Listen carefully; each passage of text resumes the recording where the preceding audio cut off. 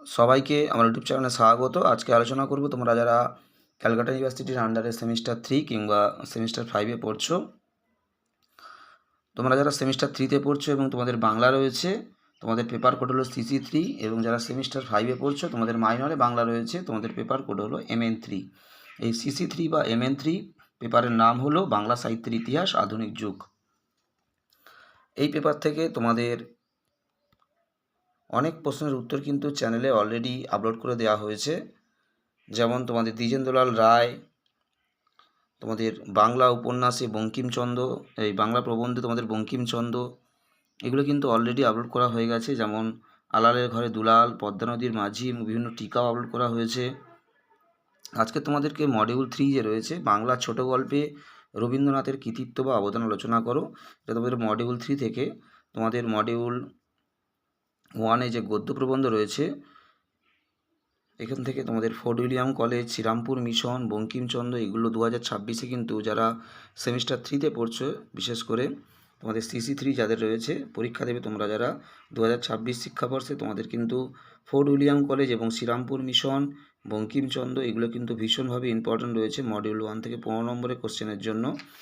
এবং 5 নম্বরের টিকার জন্য তোমাদের হুতম পেচার নকশা, কমলাকান্তের দপ্তর, আলালের ঘরে দুলাল, বাংলা গদ্যে প্রমোদ চৌধুরীর অবদান কিংবা বীরবলের স্বাতন্ত্র্য, এবং বিদ্যাসাগর রচিত গ্রন্থগুলির নাম কি, বা বিদ্যাসাগর প্রথম যথার্থ গদ্যশিল্পী ছিলেন, এগুলো CC3-তে 2026 শিক্ষাবর্ষে কিন্তু ভীষণ ইম্পর্ট্যান্ট রয়েছে।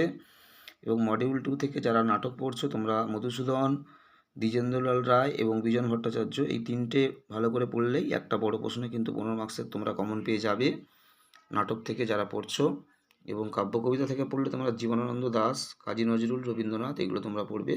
তবে নাটকটা পড়াই কিন্তু বেটার, সহজ যথেষ্ট রয়েছে নাটকটা।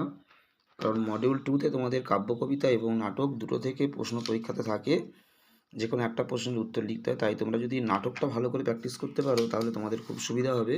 নাটক থেকে 3টে বড় প্রশ্ন পড়লেই কিন্তু একটা বড় প্রশ্ন তোমরা কমন পেয়ে যাবে। বিশেষ করে মধুসূদন, দ্বিজেন্দ্রলাল রায় এবং বিজন ভট্টাচার্য, এই তিনটে কিন্তু 2026 শিক্ষাবর্ষের জন্য খুবই ইম্পর্টেন্ট রয়েছে। এবং তোমাদের মডিউল 3-তে রয়েছে উপন্যাস এবং ছোট গল্প। যদি কেউ উপন্যাস থেকে পড়তে চাও 2026-এর জন্য মানিক বন্দ্যোপাধ্যায় আর বঙ্কিমচন্দ্র, এই দুটো পড়লেই কিন্তু তোমরা একটা নিঃসন্দেহে কমন পাবে। তাও তোমরা তারা সংকটটা দেখে রাখতে পারো। আর ছোট গল্পে যদি তোমরা প্রিপারেশান নিতে চাও তাহলে তোমরা রবীন্দ্রনাথ এবং বিভূতিভূষণটা করতে পারো, পারলে শরৎচন্দ্র তোমরা দেখে রাখতে পারো। উপন্যাস থেকে পড়লে মানিক, বঙ্কিম, দুটো ইম্পর্টেন্ট সবচেয়ে বেশি, এবং তার সাথে তারা সংকটটা একটু দেখে রাখতে হবে। আর ছোট গল্প পড়লে তোমাদের জন্য রবীন্দ্রনাথ ঠাকুর এবং বিভূতিভূষণ, এবং তার সাথে তোমরা শরৎচন্দ্র একটু দেখে রাখবে, এই তিনটে। এইগুলো পড়লেই তোমরা সমস্ত বড় প্রশ্ন কমন পেয়ে যাবে। এবং টিকার জন্য আমি সাজেশান অলরেডি আপলোড করে দিয়েছি, তোমাদের বাংলা সাজেশান তোমরা একটু দেখে নেবে। সেখানে সমস্ত বড় প্রশ্ন এবং 5 নম্বরের প্রশ্নের সাজেশান দেওয়া রয়েছে, তোমরা দেখতে পারো। এবং যারা নোটসের PDF নিতে চাও, খুবই সীমিত মূল্যে নোটসের PDF দেওয়া হচ্ছে। টোটাল নোটের PDF যদি নিতে চাও শর্ট প্রশ্ন সহ, তোমরা যোগাযোগ করতে পারো 9775650572-তে। এটা আমার হোয়াটসঅ্যাপ বা কন্ট্যাক্ট নম্বর।